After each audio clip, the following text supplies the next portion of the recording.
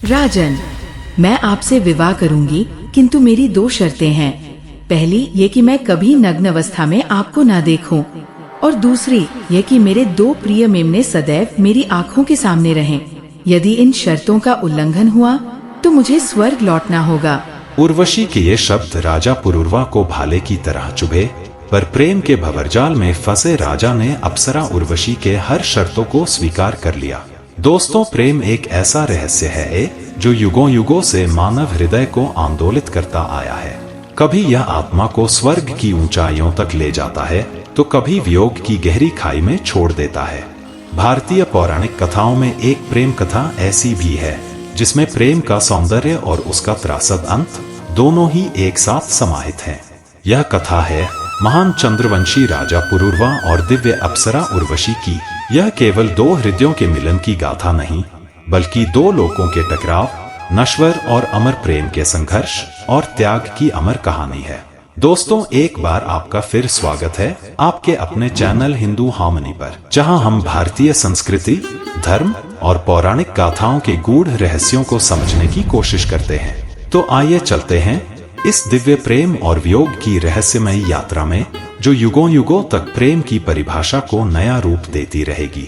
पुरुरवा चंद्रवंशी राजाओं के वंशज अत्यंत पराक्रमी, तेजस्वी और सौंदर्य में अद्वितीय थे। वे न केवल युद्ध कला में निपुण थे, बल्कि वेदों के ज्ञाता और धर्मपरायण राजा थे।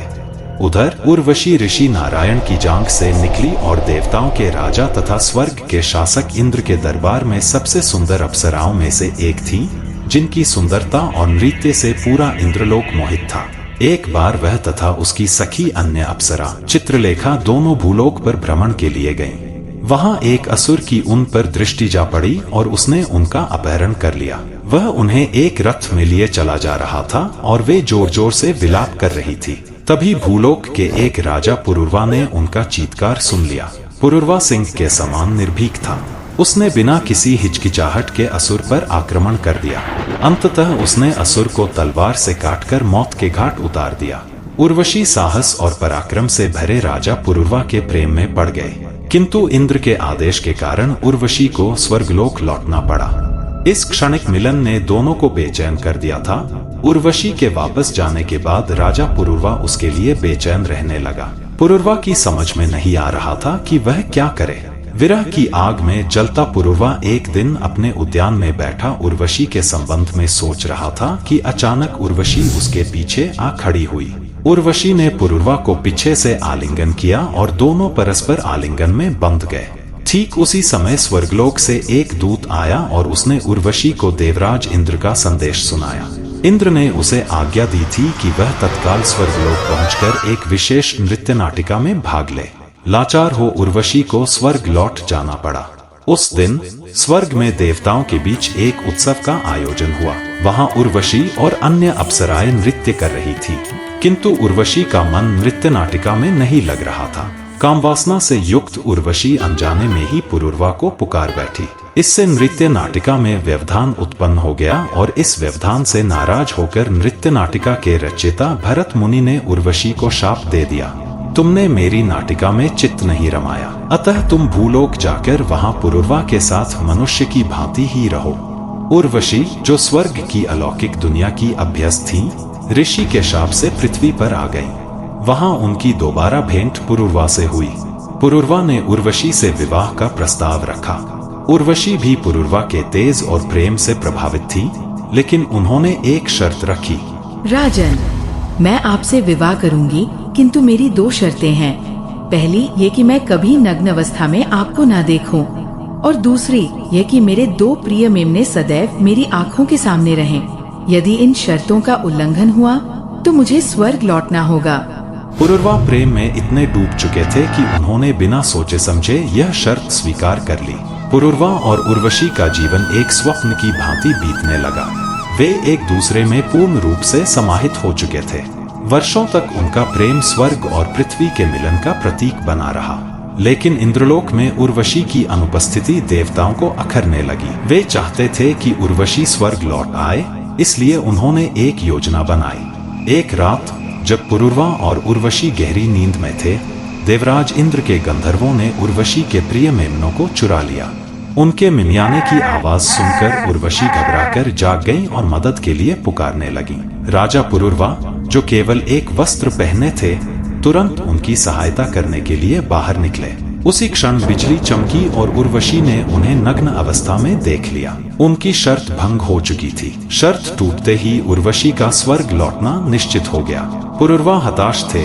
वे रोए, विनती की, परंतु नियमों को बदला नहीं जा सकता था। उर्वशी ने अश्रुपूर्ण नेत्रों से विदाई ली और स्वर्ग वापस चली गई। पुरुरवा के लिए यह वियोग असहनीय था। वे उर्वशी के बिना अधूरे हो चुके थे। उन्होंने अपनी शक्ति और भक्ति से उर्वशी को फिर से पाने की चेष्टा की। वर्षों तक वे उनकी खोज में भटकते रहे। पुरुरवा ने उसके लिए सारा भूलोक छान मारा। वह पर्वतों, घाटियों में भटकता रहा। विक्षिप्त हो वह कभी कभी वन की लताओं को उर्वशी समझकर उनका आलिंगन कर लेता। जब वन में वृक्षों से होकर पानी की बूंदें गिरती तो उसे उनमें उर्वशी के पदचाप सुनाई पड़ते। जब आकाश स्वच्छ होता और चिड़िया चहचहाती होती तो उसे उर्वशी के हंसने और गाने का भ्रम होता। जब आकाश मेघाच्छन्न होता तो उसे लगता कि उर्वशी छिपी हुई है और सहसा ही उसे मिल जाएगी, किंतु उसकी खोज व्यर्थ गई और उर्वशी उसे न प्राप्त हो सकी। आखिरकार एक दिन पुरुरवा और उर्वशी की भेंट पुनः एक गंधर्व नगरी में हुई। उर्वशी ने उन्हें सांत्वना दी और कहा, हे राजन, प्रेम का स्वभाव ही वियोग है। मैं स्वर्गीय अप्सरा हूँ और आप पृथ्वी के राजा। हमारा साथ अस्थाई ही था, किंतु हमारी आत्माएं सदैव एक दूसरे से जुड़ी रहेंगी। इस भेंट के परिणाम स्वरूप उर्वशी ने पुरुरवा को एक पुत्र प्रदान किया, जो चंद्रवंश का महान राजा बना। समय बीतता गया, युग बदलते गए, परंतु पुरुरवा और उर्वशी की यह कथा अमर बनी रही।